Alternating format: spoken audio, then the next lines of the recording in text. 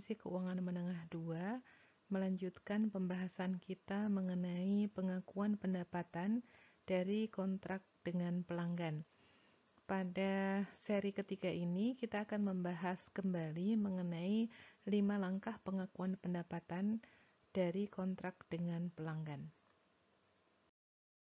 Kita akan mereview kembali mengenai 5 langkah pengakuan pendapatan. Yang pertama adalah mengidentifikasi kontrak dengan pelanggan.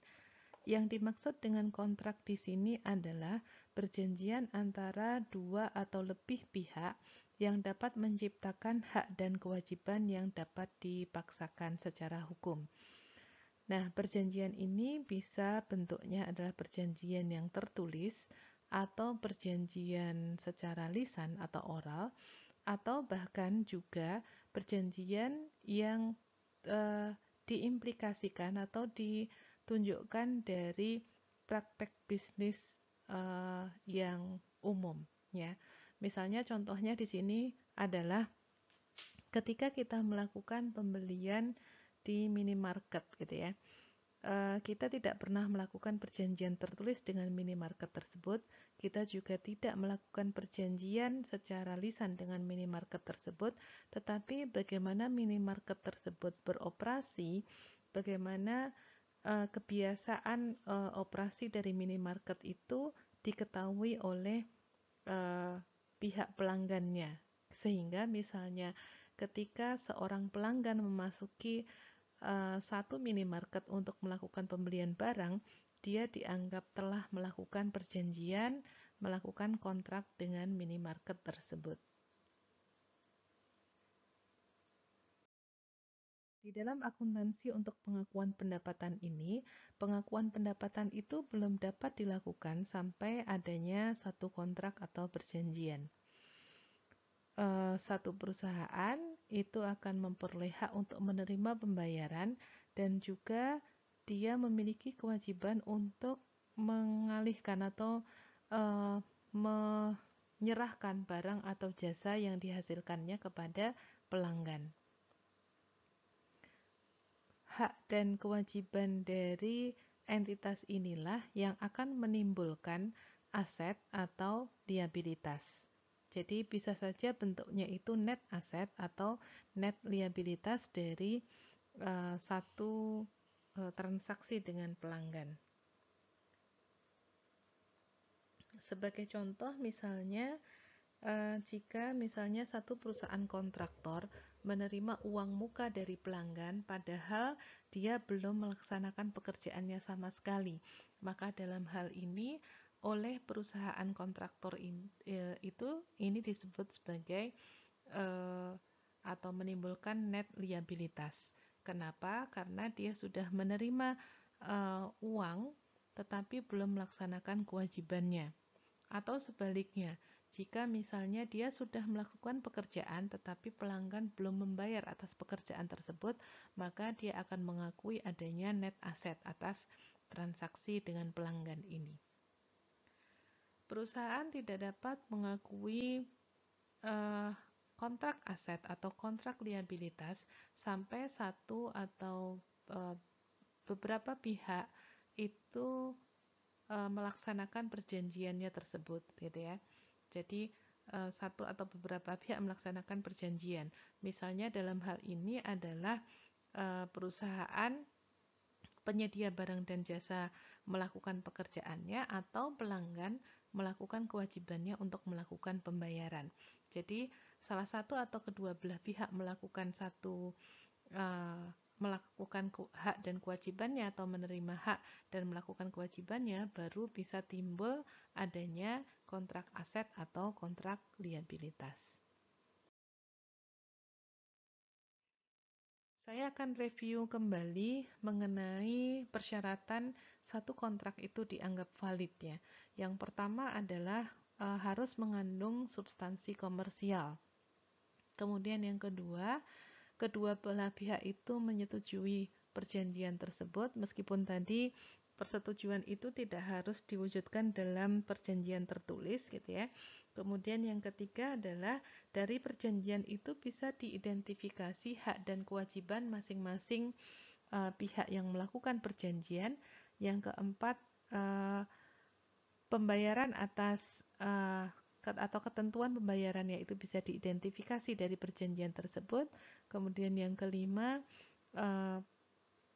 kemungkinan besar bahwa pembayaran itu akan diperoleh oleh perusahaan yang menyediakan barang atau jasanya. Nah, kelima hal ini harus dipenuhi ketika kita mengatakan bahwa atau kita menganalisis bahwa kontrak itu adalah kontrak yang valid. Sebagai ilustrasi misalnya, pada tanggal 1 Maret 2019, Margo melakukan kontrak perjanjian untuk mengirimkan barang kepada Sun Yun pada tanggal 31 Juli 2019. Kontrak itu dibuat sehingga Sun Yun itu diminta untuk melakukan pembayaran di dalam kontrak tersebut ya, ditentukan bahwa Sun Yun diminta untuk melakukan pembayaran seluruh harga kontraknya $5.000 pada satu waktu, yaitu pada tanggal 31 Agustus 2019. Kemudian biaya perolehan barang yang diserahkan dari Margo kepada Sun Yun adalah 3.000 dan Margo telah mengirimkan barang tersebut sesuai dengan perjanjian tanggal 31 Juli 2019. Nah, dari ilustrasi ini, jurnal apa yang diperlukan oleh Margo untuk mencatat atau mempertanggungjawabkan transaksinya? Yang pertama adalah pada tanggal 1 Maret 2019, Margo itu melakukan satu perjanjian dengan Sun Yun, ya. Margo melakukan perjanjian dengan Sun Yun.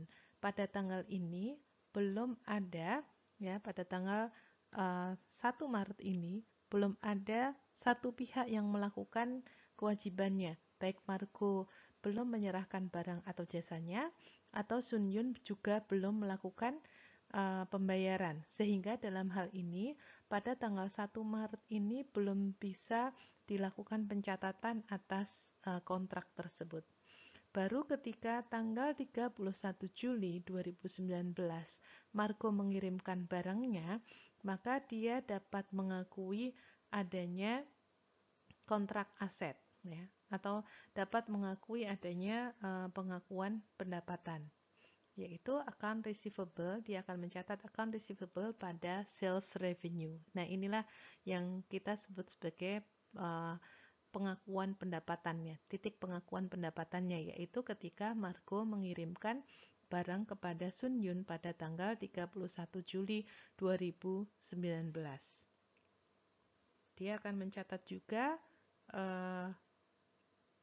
barang persediaan yang dia kirimkan sebesar 3.000 yang diakui sebagai cost dari transaksi ini.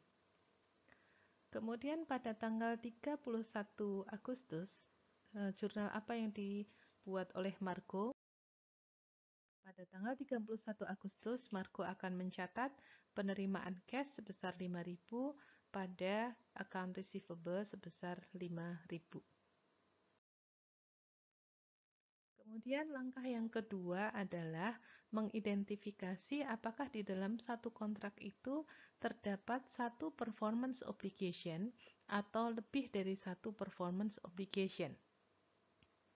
Ketika ada satu performance obligation, kita tidak sulit menentukannya, ya. Tetapi jika di dalam satu perjanjian itu mengandung beberapa kewajiban dari perusahaan kepada pelanggannya, maka kita harus menentukan apakah beberapa kewajiban itu merupakan satu performance obligation atau merupakan performance obligation yang terpisah.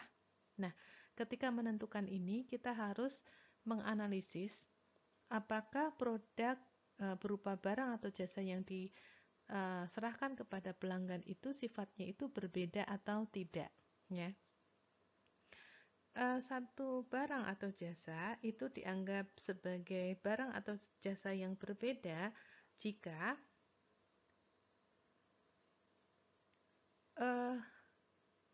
seorang pelanggan itu bisa memperoleh manfaat dari barang atau jasa tersebut secara terpisah. Jadi tidak ada saling ketergantungan gitu ya. Tidak ada saling ketergantungan. Misalnya ketika saya membeli handphone ya dan dari perusahaan yang menjual itu, misalnya dari penjual itu saya juga membeli kartu GSM-nya gitu ya. Itu kita bisa menganggap bahwa manfaat dari kedua barang ini itu tidak ada saling ketergantungan. Jadi saya bisa saja membeli kartu GSM itu dari penyedia yang lain, handphone dari penyedia yang berbeda gitu ya. Sehingga manfaat dari barang dan jasa itu bisa saya peroleh meskipun dia tidak dibeli dari satu penjual yang sama. Atau yang kedua, manfaat dari barang itu bisa diperoleh oleh pelanggan bersamaan dengan sumber daya yang memang sudah tersedia ya. Seperti yang tadi saya contohkan ya, bahwa memang sebenarnya handphone itu tidak bisa optimal dipakai ketika tidak ada kartu GSM, tetapi kartu GSM itu bisa saya peroleh gitu ya dari penyedia barang yang lain atau dari toko yang lain. Maka ini dianggap sebagai readily available resources ya. Jadi memang sudah tersedia sumber daya yang saya bisa manfaatkan untuk memperoleh manfaat dari barang yang saya beli. Nah, tujuan dari kita menganalisis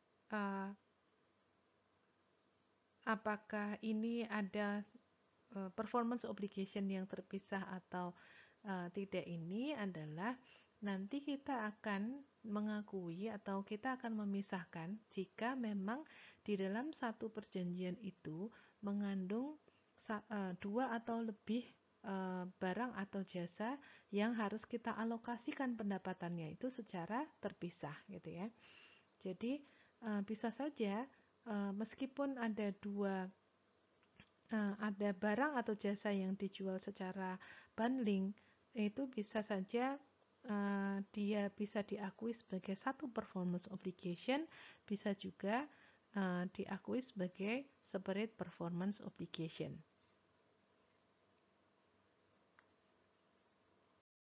Contoh misalnya Tata Motor menjual mobil kepada dealer. Penjualan ini termasuk di dalamnya adalah jasa telematik selama 6 bulan.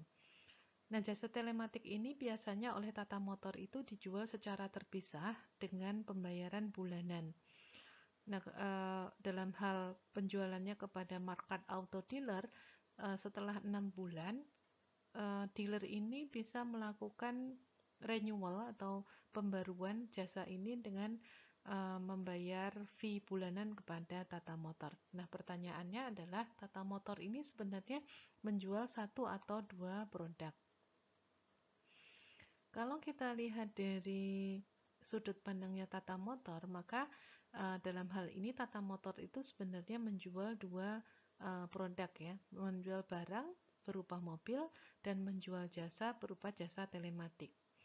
Dua barang dan jasa ini itu tidak saling tergantung, artinya bisa saja Tata Motor itu menjual mobil saja atau Tata Motor itu menjual jasa telematik saja kepada customer yang lain gitu ya, sehingga bisa dikatakan bahwa antara mobil dan telematik service ini sifatnya itu tidak saling tergantung. Ketika tidak saling tergantung, maka barang atau jasa ini dianggap sebagai barang atau jasa yang terpisah. Ya. Berbeda jika misalnya satu rumah sakit misalnya membeli peralatan rumah sakit yang wajib dilakukan pemasangan oleh si produsennya atau si manufakturnya gitu ya. Jadi rumah sakit ini tidak bisa memanfaatkan peralatan rumah sakit itu jika belum terpasang. Maka dalam hal ini penjualan peralatan rumah sakitnya dengan pemasangannya itu sifatnya itu interdependent atau saling ketergantungannya itu sangat tinggi gitu ya. Karena dia tidak bisa memperoleh jasa pemasangan itu dari pabrikan yang lain, harus dilakukan oleh pabrikan peralatannya tersebut. Nah, dalam hal ini maka sifatnya itu interdependent. Dia tidak antara barang dan jasa pemasangannya itu bukan separate performance obligation tetapi one performance obligation. Contoh yang lain adalah Softtech. Softtech ini menjual software kepada Lopez. Sebagai tambahan, selain menyediakan software tersebut, Softtech ini juga berjanji untuk menyediakan jasa konsultansi ya, kepada Lopez dengan total pembayaran 600.000. Dalam kasus ini, Softtech ini menyediakan jasa yang terintegrasi dengan barang yang dijual ya. Jadi dia menjual software tetapi di dalamnya itu terkandung penjualan jasa konsultansi ya. Kemudian software ini merupakan software yang sifatnya itu customized ya. Sifatnya itu spesifik dikembangkan untuk si pelanggan sehingga pelanggan ini tidak bisa mendapatkan jasa konsultansinya itu dengan pihak lain. Nah, dalam hal ini apakah ini merupakan performance obligation yang terpisah? Dalam hal ini sifatnya itu interdependent ya.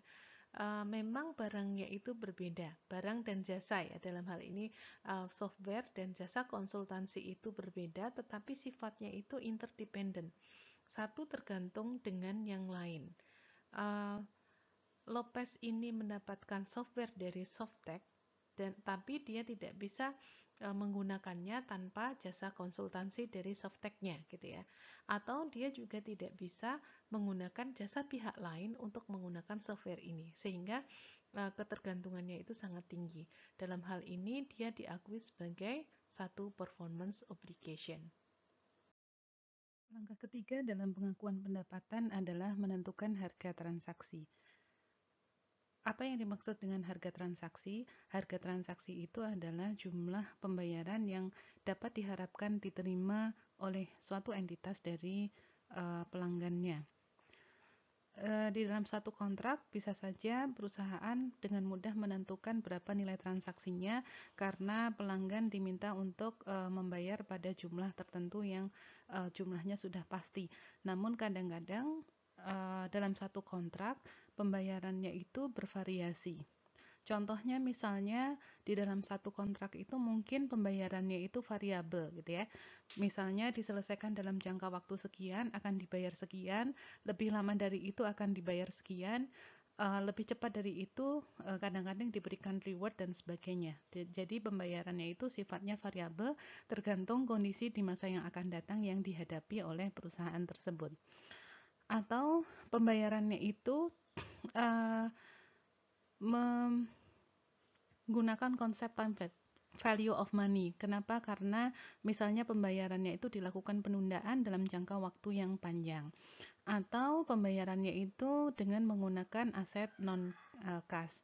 Atau pembayarannya itu melibatkan pembayaran kembali kepada pelanggan atau sesuatu harus kita bayarkan kepada pelanggan. Misalnya kalau di dalam perjanjian satu kontrak pendapatan itu melibatkan penalti gitu ya, jumlah penalti tertentu yang harus kita bayarkan kepada pelanggan jika kita tidak memenuhi perjanjian tersebut.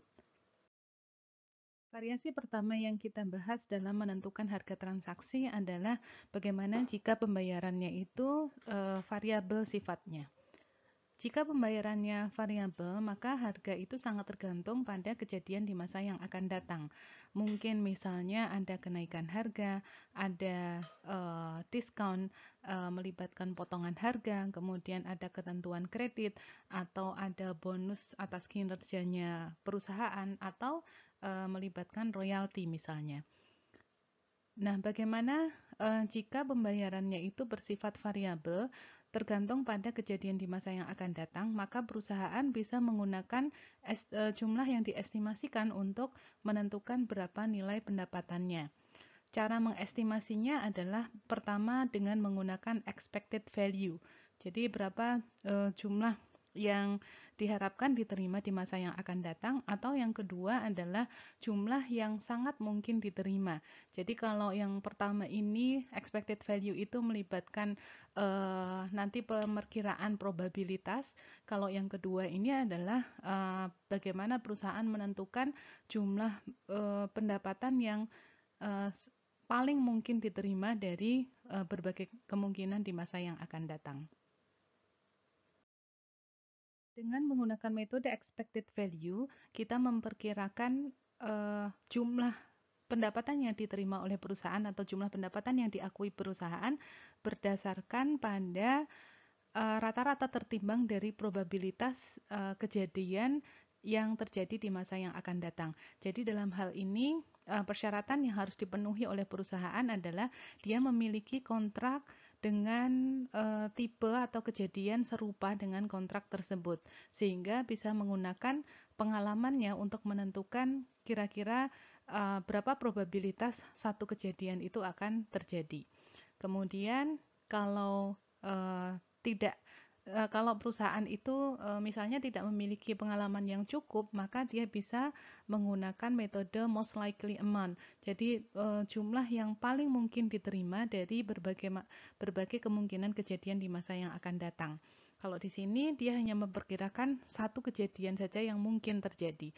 Sehingga misalnya ketika di dalam kontrak itu ditentukan dia akan mendapatkan jumlah revenue tertentu pada tanggal tertentu, atau kemudian diberikan alternatif, diberikan reward jika selesai lebih cepat, atau ada penalti jika selesai lebih lambat, maka perusahaan ini dengan kemampuannya dia harus menentukan kejadian mana yang paling mungkin terjadi dari kontrak tersebut. Misalnya dia yakin bahwa dia akan tepat waktu, maka yang dia gunakan adalah nilai kontrak pada tanggal tanggal penyelesaian gitu ya, bukan lebih cepat atau lebih lambat. Untuk memperjelas cara estimasi tersebut, mari kita lihat contoh sebagai berikut. Misalnya, Peabody Construction melakukan perjanjian untuk membangun gudang senilai 100.000, dan di dalam perjanjiannya itu dia akan diberikan bonus 50.000 berdasarkan waktu penyelesaiannya. Jumlah 50.000 itu akan meningkat, akan ditambahkan 10% per minggu jika dia bisa menyelesaikan sebelum waktunya, sebelum waktu yang diperjanjikan untuk diberikan bonus. Atau jika selesai lebih lambat, maka dia juga akan diberikan penalti sebesar 10% juga gitu ya. Kemudian manajemen memperkirakan bahwa tingkat kemungkinan dia bisa menyelesaikan kontrak secara tepat waktu atau dalam periode bonus itu adalah 60%, kemudian kemungkinan 30% itu dia akan menyelesaikan dengan keterlambatan 1 minggu setelah periode bonus, dan hanya kemungkinan 10% dia bisa menyelesaikan dengan keterlambatan 2 minggu setelah waktu bonus. Nah, bagaimana Peabody mengakui pendapatannya? Berapa jumlah yang harus diakui sebagai pendapatan atas kontrak ini? Yang pertama, jika manajemen Peabody itu memiliki pengalaman yang cukup untuk menggunakan weighted average amount gitu ya, probability weighted method tadi, maka dia akan menggunakan probability weighted method untuk memprediksi berapa jumlah atau mengestimasi berapa jumlah revenue yang harus dia akui. Dalam hal ini, dia tadi bisa memperkirakan bisa menyelesaikan secara tepat waktu dengan tingkat probabilitas 60%, sehingga dia akan mendapatkan 100.000 plus 50.000 bonusnya. Kemudian tingkat kemungkinan 30% dia menyelesaikan 1 minggu lebih lambat daripada waktu bonusnya, sehingga dia akan mendapatkan dalam waktu 1 minggu keterlambatan itu berarti bonusnya sudah berkurang sebesar 10%, sebesar 145.000. Kemudian 10% kemungkinannya dia bisa menyelesaikan dengan keterlambatan 2 minggu dari waktu bonus. Maka 10% dia kalikan dengan pendapatan pada waktu itu adalah 140.000. Sehingga dalam hal ini dia mengestimasikan pendapatan yang akan diterima dari kontrak tersebut adalah sebesar 147.500.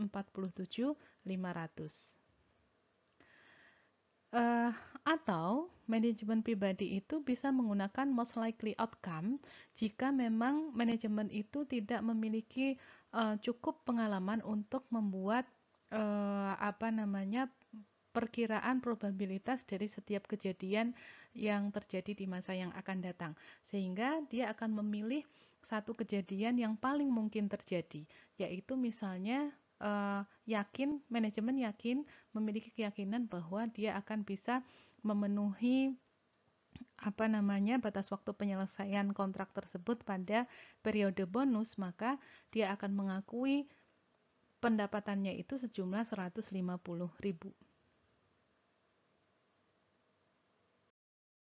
Dalam hal pembayaran yang bersifat variabel, maka perusahaan hanya mengalokasikan pembayaran variabel ini jika dia memiliki keyakinan yang cukup bahwa mereka memang berhak menerima jumlah tersebut. Jadi, perusahaan itu hanya akan mengakui pendapatan jika mereka memiliki pengalaman yang cukup banyak dengan kontrak serupa dan dapat mengestimasikan jumlah kumulatif dari pendapatannya, dan berdasarkan pengalaman tersebut mereka meyakini bahwa kejadian sebaliknya itu tidak akan terjadi.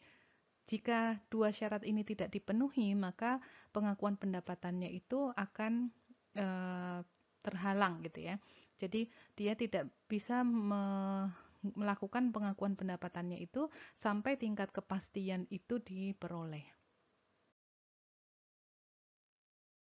Kemudian variasi yang lain dari menentukan harga transaksi adalah ketika di dalam perjanjiannya itu melibatkan satu kontrak pembayaran dengan penundaan pembayaran dengan jangka waktu yang cukup panjang.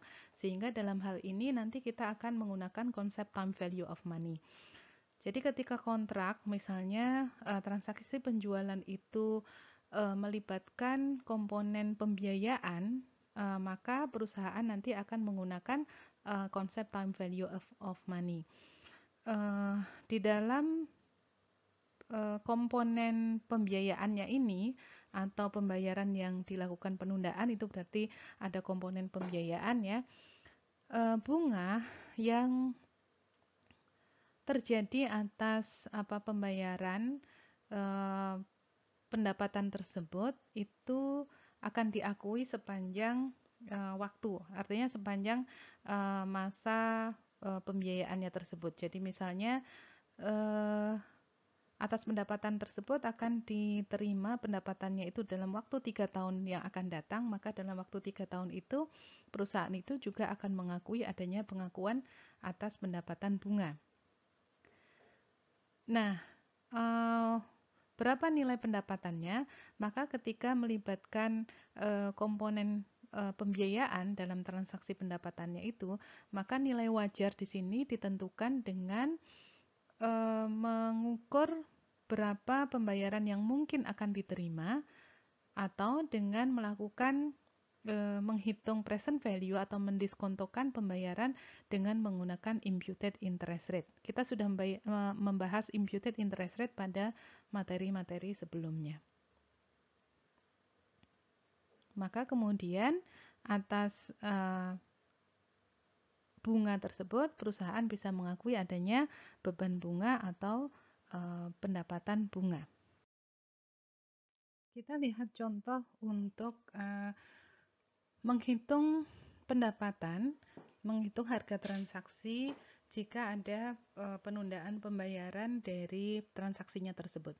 Misalnya pada tanggal 1 Juli 2019, SIK Company menjual barang kepada Grand Company senilai 900.000, tetapi dibayar dengan zero interest bearing note yang akan jatuh tempo 4 tahun lagi, 4 tahun yang akan datang, dengan nilai nominal $1.416.163. Harga perolehan barang ini adalah 590.000. Nah, dalam hal ini berapa revenue yang boleh diakui oleh SIK Company? Apakah 900.000 atau 1.416.163.000? Nah, dalam hal ini melibatkan konsep time value of money, ya. Jadi karena nilai 1.416.163 itu diterima dalam jangka waktu 4 tahun yang akan datang, maka kita harus menghitung nilai wajar dari transaksinya. Di dalam soal ini atau dalam ilustrasi ini sudah diketahui bahwa harga jual barangnya itu adalah 900.000. Jadi nanti kita harus menentukan berapa interest rate atau effective interest rate atas transaksi ini. Maka pada tanggal 1 Juli 2019, SIK itu akan mencatat penjualannya itu dengan mengakui adanya notes receivable 900.000, kemudian pada sales revenue sebesar 900.000. Nanti kemudian untuk cost-nya dia catat cost of goods sold pada inventory. Nah, kemudian pada tanggal 31 Desember 2019, kita harus menghitung berapa efektif interest rate atas transaksi ini. Misalnya diketahui efektif interest rate-nya itu adalah 12%, maka dia harus mengakui adanya pendapatan bunga sebesar 54.000, yaitu 12% ini dicari dari effective rate ini ya, dengan present value-nya 900.000, future value-nya adalah 1.416.163, jatuh tempo dalam tenor 4 tahun, diperoleh effective rate-nya adalah 12%. Transaksinya tadi adalah 1 Juli, pada tanggal 31 Desember dia mengakui adanya pengakuan atas pendapatan bunga selama setengah tahun, jadi diakui sebesar 54.000.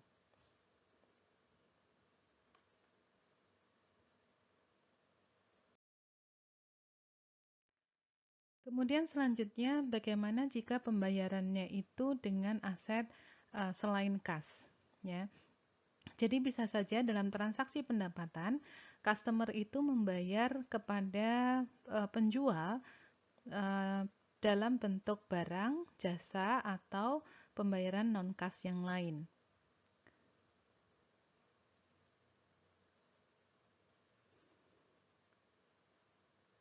Misalnya di sini equipment gitu ya, equipment atau jasa atau barang selain atau barang yang bisa digunakan untuk melakukan pembayaran. Nah, ketika pembayarannya itu melibatkan aset non-kas, maka perusahaan akan mengakui pendapatannya itu dengan dasar nilai wajar dari barang yang atau nilai wajar dari aset yang diterima. Kenapa? Karena ini merupakan transaksi pendapatan. Jadi dia mengakui nilai pendapatannya itu sejumlah nilai wajar dari aset yang diterima. Variasi yang terakhir dari penentuan harga transaksi adalah bagaimana jika pembayarannya itu melibatkan pembayaran kepada customer. Misalnya dalam hal ini contohnya adanya diskon, kemudian potongan harga, atau ada kupon, ya, kupon yang diberikan kepada pelanggan, atau janji untuk memberikan produk secara gratis atau memberikan jasa tertentu. Secara umum, elemen-elemen ini akan mengurangi pembayaran yang diterima dari pelanggan dan mengurangi juga pendapatan yang diperoleh dari. Kita lihat contohnya jika pembayarannya itu dalam bentuk pemberian diskon kepada pelanggan ya. Kadang-kadang diskon ini bisa kita perkirakan dengan mudah, tetapi juga kadang-kadang melibatkan estimasi yang mengandalkan pengalaman sebelumnya.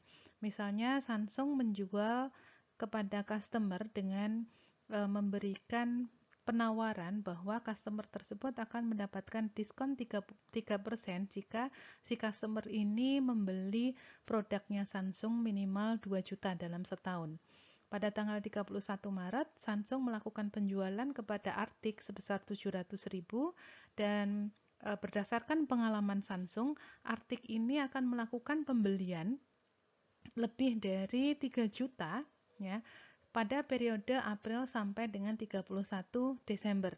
Jadi sisa waktunya ya, tadi kan penjualannya itu dilakukan 31 Maret, pada periode 2 tahun sebelumnya Arctic ini melakukan pembelian dari bulan April sampai dengan 31 Desember itu lebih dari 3 juta. Sehingga kemungkinan besar juga pada tahun 2019 ini dia juga berhak memperoleh diskon 3%. Maka dalam hal ini Samsung akan mengakui pendapatan yang diperoleh dari Arctic itu sebesar 679.000 karena kemungkinan besar si Arctic ini akan mendapatkan diskon 3% sehingga diakui account receivable pada sales revenue sebesar 679.000. Jadi pendapatannya harus diakui sebesar diskon yang mungkin akan diberikan kepada Arctic.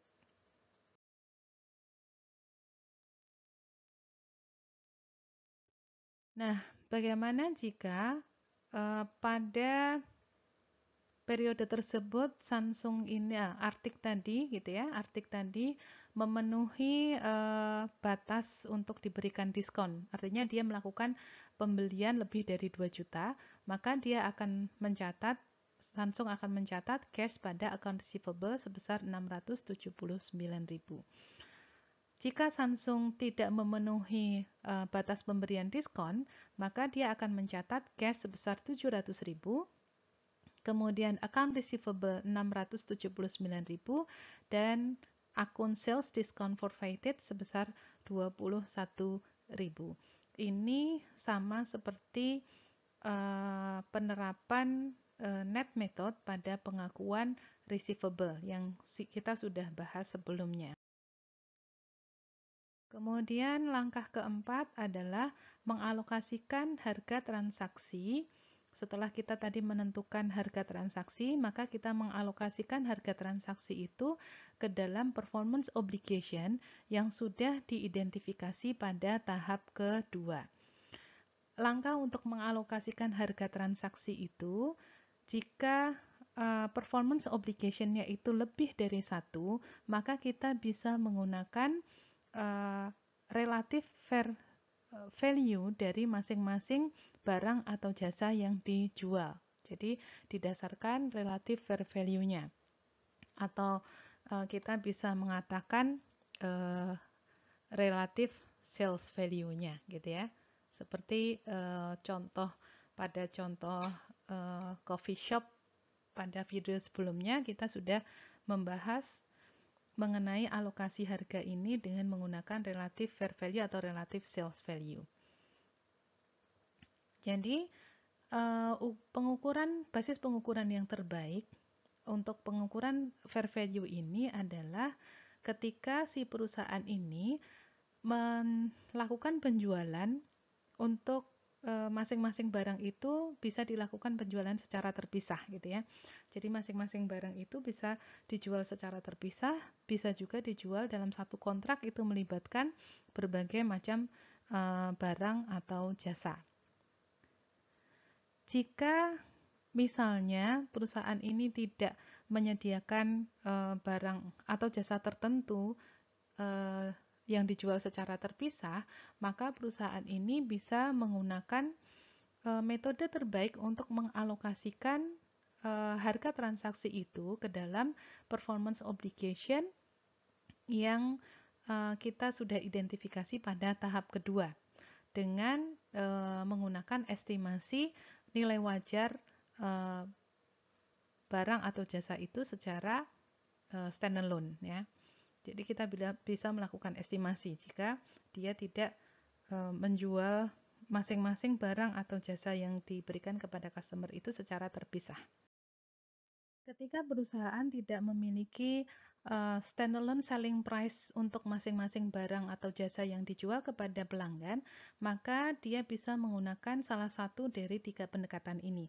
Yang pertama adalah pendekatannya adalah adjusted market assessment ya. Dengan metode ini kita harus mengevaluasi pasar di mana pasar yang menjual barang atau jasa yang kita jual ya, dan mengestimasi berapa jumlah harga yang customer atau pelanggan mau bayar untuk barang atau jasa kita tersebut ya. Dengan pendekatan ini mungkin kita harus merefer kepada harga kompetitor ya. Jika kompetitor misalnya ada yang menjual barang atau jasa itu secara terpisah dengan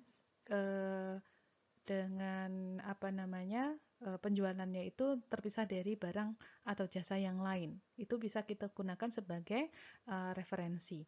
Dan kita bisa mengadjust harga-harga itu untuk merefleksikan kebijakan internal perusahaan. Jadi misalnya harga di luar 10.000, kemudian di internal perusahaan entitas yang melakukan pengakuan pendapatan itu biasanya margin itu adalah 20%. Maka dia bisa mengestimasikan berapa kira-kira harga yang dia bisa tetapkan atau nilai wajar dari barang atau jasa yang dia jual tersebut ya. Misalnya gini, misalnya di luar harganya 10.000 dan kita biasanya marginnya itu adalah 20% gitu ya. Sedangkan cost di perusahaan tersebut untuk menjual barang atau jasa itu misalnya 7.000. Maka 7.000 ditambah dengan margin 20%, maka untuk harga jual secara standalone-nya itu kita bisa estimasikan 7.000 plus margin 20% misalnya. Kemudian yang kedua adalah menggunakan expected cost plus margin ya. Expected cost plus margin. Nah, kadang-kadang di perusahaan itu sulit mengukur cost dari barang atau jasa yang dijual. Jadi dalam hal ini ketika hal itu terjadi maka kita melakukan forecasting saja ya, melakukan forecasting saja expected cost untuk untuk menyelesaikan penjualan barang atau jasa itu berapa gitu ya. Kemudian kita akan menambahkan sejumlah tertentu margin menurut kebijakan internal perusahaan. Jadi kalau yang pertama tadi itu adalah pendekatannya itu dilihat dari harga pasar dulu.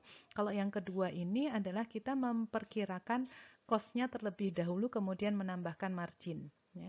Kemudian yang ketiga bisa kita gunakan residual approach ya. Jika standalone selling price dari barang atau jasa yang kita jual itu sangat bervariasi dan ada ketidakpastian yang tinggi, maka kita bisa alokasikan dulu ke barang atau jasa yang sudah jelas selling price-nya, kemudian sisanya itu baru kita alokasikan untuk barang atau jasa lain yang dijual dalam satu kontrak tersebut gitu ya. Jadi menggunakan pendekatan residual. Alokasikan dulu ke barang atau jasa yang memiliki harga wajar, baru sisanya itu dialokasikan ke barang atau jasa yang kita estimasikan dalam satu kontrak ya. Jadi metode alokasi ini hanya digunakan ketika di dalam satu kontrak itu kita menentukan ada lebih dari satu performance obligation dan kita tidak memiliki standalone selling price untuk masing-masing barang atau jasa yang dijanjikan. Ini terutama untuk kontrak-kontrak yang sifatnya itu customize ya. Jadi satu pelanggan dengan pelanggan yang lain itu tipe barang atau jasanya itu berbeda, ya, sehingga seringkali perusahaan itu sulit menentukan berapa standalone selling price untuk masing-masing barang atau jasa yang dijual dalam satu kontrak.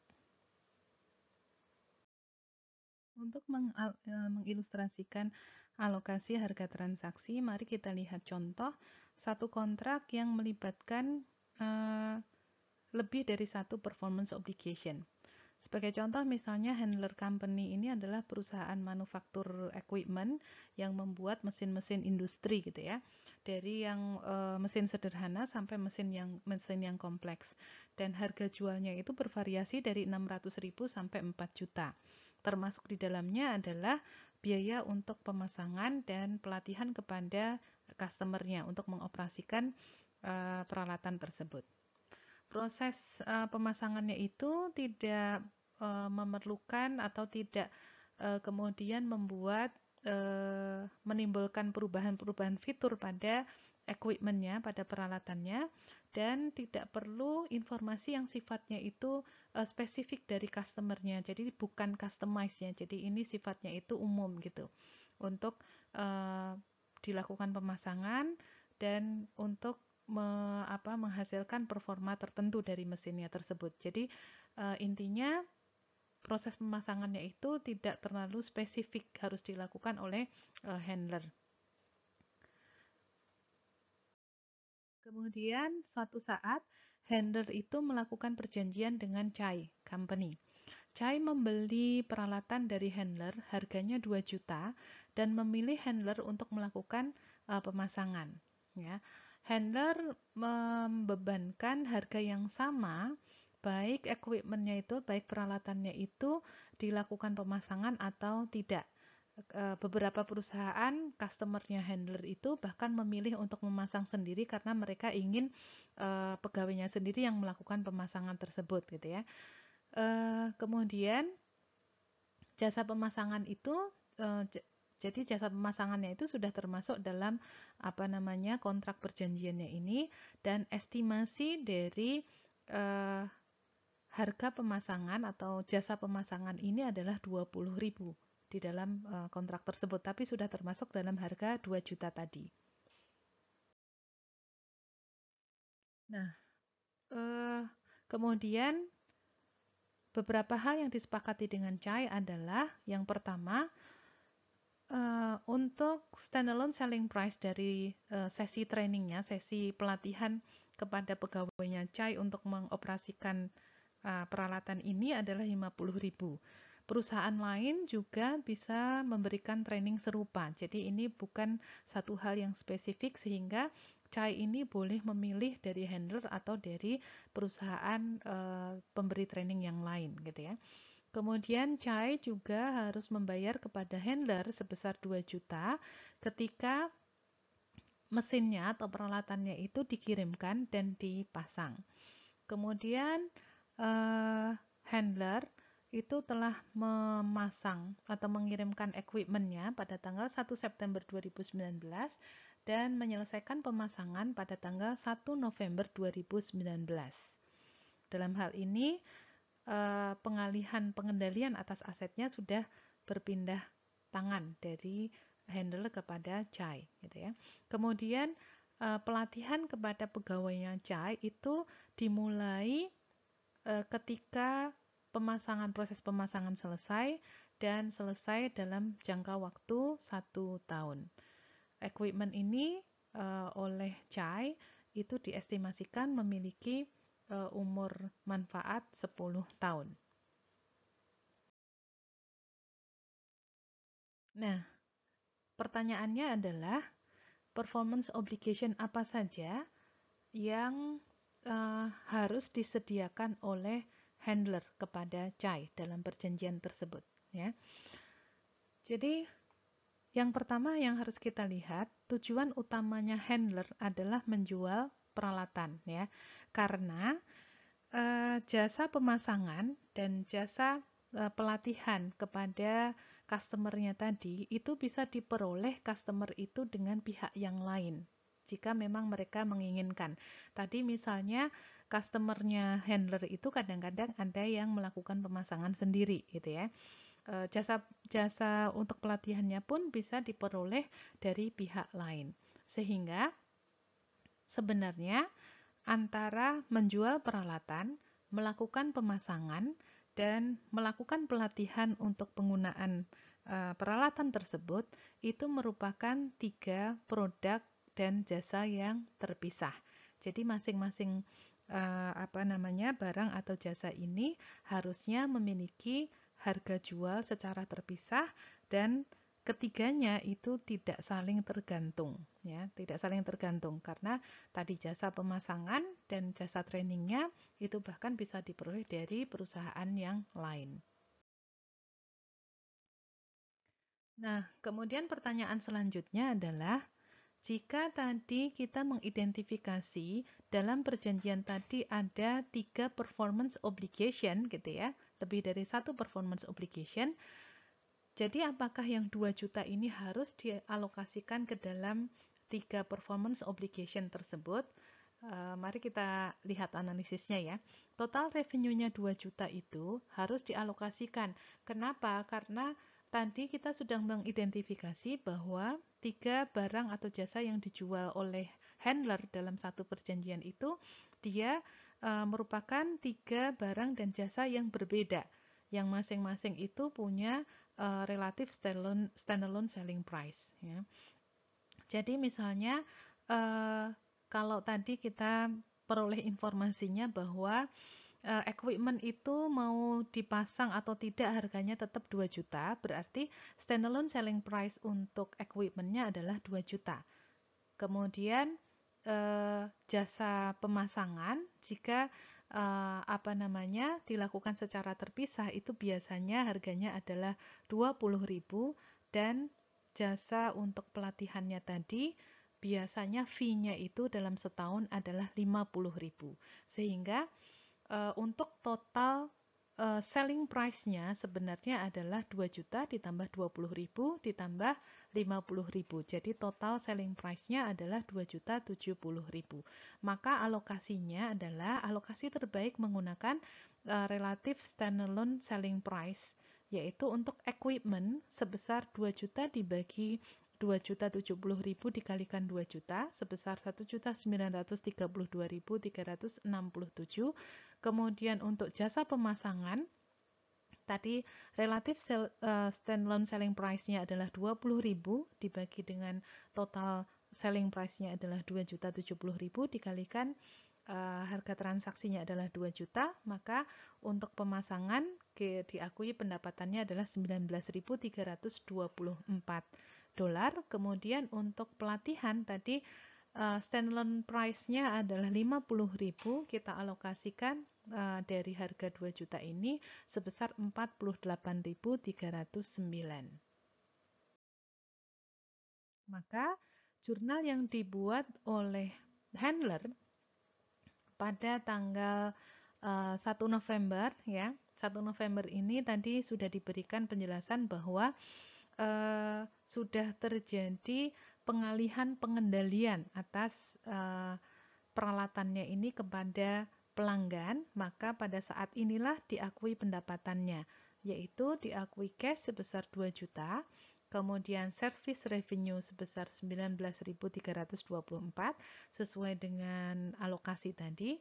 Kemudian unearned service revenue ini adalah untuk jasa pelatihan karena dilakukan dalam jangka waktu 1 tahun setelah pemasangan, maka kita akui dulu sebagai unearned service revenue sebesar 48.309 serta sales revenue sebesar 1.932.367.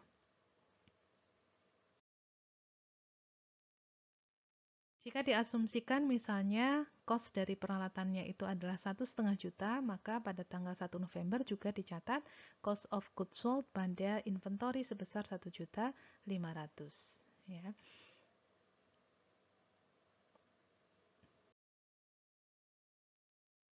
Nah, untuk jasa pelatihan yang diberikan dalam 1 tahun, ketika handler akan menyusun laporan keuangan, maka dia akan mengakui sebagian menjadi pendapatan dari pendapatan trainingnya, ya.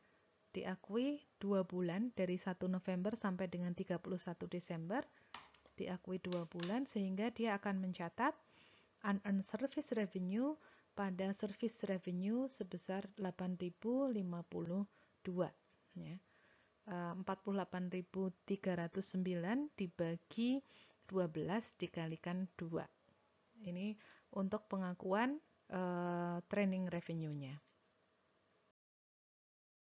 Maka dalam hal ini, handler per 31 Desember 2019 itu mengakui pendapatan atas kontrak dengan CHAI itu sebesar 1.959.743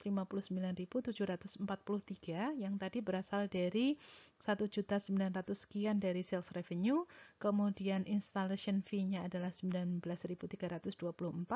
dan training revenue-nya sebesar 8.052. Sedangkan sisa dari unearned training revenue itu akan diakui pada tahun 2020.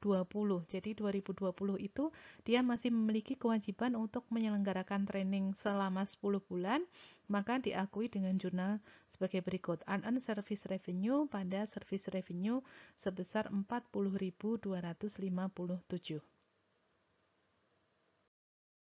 Tahapan terakhir dalam pengakuan pendapatan adalah perusahaan mengakui pendapatan ketika setiap performance obligation yang dijanjikan di dalam kontrak telah dipenuhi. Perusahaan telah dianggap memenuhi performance obligation ketika pelanggan itu menerima pengendalian atas barang atau jasa yang dihasilkan oleh perusahaan dengan indikator sebagai berikut. Yang pertama adalah perusahaan berhak menerima pembayaran dari pelanggan. Kemudian yang kedua, perusahaan telah mengalihkan kepemilikan aset tersebut kepada pelanggan. Kemudian yang ketiga, perusahaan telah menyerahkan penguasaan fisik atas aset tersebut kepada pelanggan. Kemudian yang keempat, pelanggan telah mengendalikan atau secara signifikan itu dapat mengendalikan risiko dan manfaat dari kepemilikan barang atau jasanya. Atau yang terakhir, pelanggan telah menerima aset tersebut. Jadi indikator-indikator ini harus dipenuhi oleh perusahaan ketika mengakui pendapatannya. Bisa satu atau lebih dari indikator ini dipenuhi dalam satu kontrak. Ya, jadi kita lihat substansinya, apakah indikator-indikator ini sudah dipenuhi oleh perusahaan atau belum. Bagaimana pengakuan pendapatan untuk kontrak yang sifatnya jangka panjang? Perusahaan dapat mengakui pendapatan sepanjang masa kontrak dengan yang pertama adalah dia harus melakukan pengukuran tingkat penyelesaian pekerjaannya. Nah, metode untuk mengukur tingkat penyelesaian pekerjaan ini akan menggambarkan pengalihan pengendalian dari perusahaan kepada pelanggannya. Jadi pengukuran tingkat penyelesaian pekerjaan itu menggambarkan bagaimana perusahaan mengalihkan pengendalian atas aset yang telah diselesaikan kepada pelanggan. Metode yang umum digunakan adalah yang pertama menggunakan cost-to-cost method atau menggunakan unit of delivery method. Ini sangat tergantung pada karakter output atau karakter kontraknya. Kalau misalnya output dari kontrak tersebut dapat diukur, maka kita akan bisa dengan mudah mengukur dengan metode unit of delivery. Misalnya kontrak untuk pembangunan jalan raya. Misalnya di dalam kontrak itu ditentukan jalan raya yang harus dihasilkan adalah 500 km. Misalnya dalam satu periode itu diselesaikan 100 km, maka tingkat penyelesaian adalah 100/500. Namun beberapa kontrak konstruksi misalnya itu tidak dapat diukur dari outputnya, sehingga perusahaan bisa saja menggunakan cost to cost method untuk mengukur tingkat penyelesaian pekerjaannya. Tujuan dari metode ini adalah untuk mengukur sejauh mana progres penyelesaian pekerjaan dalam hal cost atau dalam hal output unit yang dihasilkan atau dalam hal value added atau nilai tambah yang dihasilkan oleh satu perusahaan dalam satu periode pengakuan pendapatan.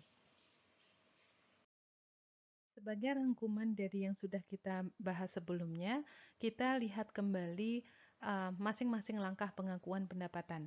Jadi pengakuan pendapatan itu akan melalui 5 langkah pengakuan pendapatan. Yang pertama adalah mengidentifikasi kontrak dengan pelanggan. Yang dimaksud dengan kontrak dengan pelanggan adalah satu perjanjian yang menimbulkan hak dan kewajiban yang dapat dipaksakan. Jadi perjanjian di sini memiliki kekuatan hukum yang menimbulkan hak dan kewajiban bagi pihak-pihak yang melakukan perjanjian, menimbulkan hak dan kewajiban yang dapat dipaksakan. Langkah kedua dalam pengakuan pendapatan adalah mengidentifikasi apakah di dalam satu kontrak itu ada lebih dari satu performance obligation. Yang dimaksud performance obligation adalah janji perusahaan di dalam kontrak untuk menyediakan barang atau jasa kepada pelanggannya.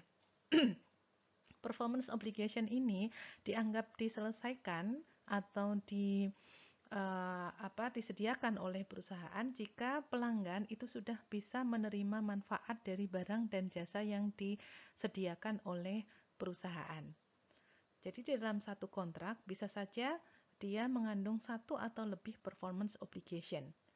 Jadi kalau di dalam satu kontrak itu perusahaan itu menjanjikan menyediakan satu barang atau lebih dari satu barang dan jasa kepada pelanggan, kita harus menganalisis apakah masing-masing barang atau jasa ini satu dengan yang lain itu bisa dipisahkan atau tidak. Maksudnya bisa dipisahkan di sini adalah masing-masing independen. Jadi misalnya orang beli AC bisa beli AC-nya saja. Dia bisa minta pemasangan itu dari tempat servis AC atau dari toko yang lain gitu ya. Tapi kalau misalnya alat kesehatan itu biasanya spesifikasinya itu cukup unik gitu ya, sehingga pemasangannya harus dilakukan oleh pabrikannya misalnya. Berarti antara peralatannya kemudian pemasangannya itu sifatnya itu interdependent, sangat tergantung. Jadi pelanggan itu tidak bisa memanfaatkan aset tersebut sebelum semua prosesnya itu diselesaikan oleh perusahaan. Berarti ini dianggap sebagai satu performance obligation. Tetapi kalau bisa dipisahkan seperti kasus AC tadi gitu ya, maka misalnya dalam satu kontrak itu si toko ini menyediakan barangnya, kemudian pemasangannya, kemudian misalnya ada maintenance-nya selama waktu tertentu, maka tiga hal ini bisa dianggap sebagai tiga performance obligation. Langkah yang ketiga adalah menentukan harga transaksi.